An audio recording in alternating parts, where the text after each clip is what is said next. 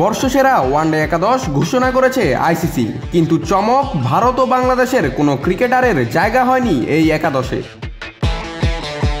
2024 সালে সেরা পারফরমারদের নিয়ে সাজানো আইসিসির বর্ষসেরা ওয়ানডে একাদশে ভারত এবং বাংলাদেশের কোনো ক্রিকেটার না থাকা এক অবাক করা তথ্য। তবে তার থেকেও বড় চমক, বর্ষসেরা দলে জায়গা হয়নি ভারতই স্থায়ী ওয়ানডে খেলার দেশের মধ্য থেকে 8টি দলের খেলোয়াড়দের।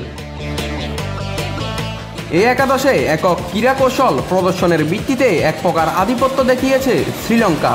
পাকিস্তান ও আফগানিস্তানও ছিল উজ্জ্বল। একাদশের মোট 10 জনই এশিয়া মহাদেশের। দলে জায়গা করে নিয়েছেন শ্রীলঙ্কা থেকে সর্বোচ্চ 4 জন, পাকিস্তান ও আফগানিস্তান থেকে 3 জন করে, একাদশের বাকি 1 জন ওয়েস্ট ইন্ডিজের।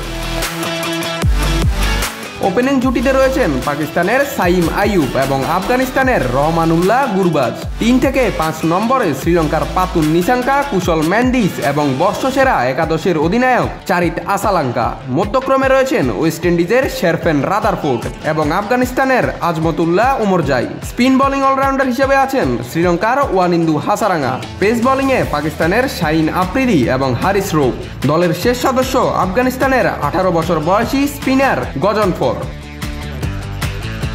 নাত রাহুল, নিউজ না স্পোর্টস।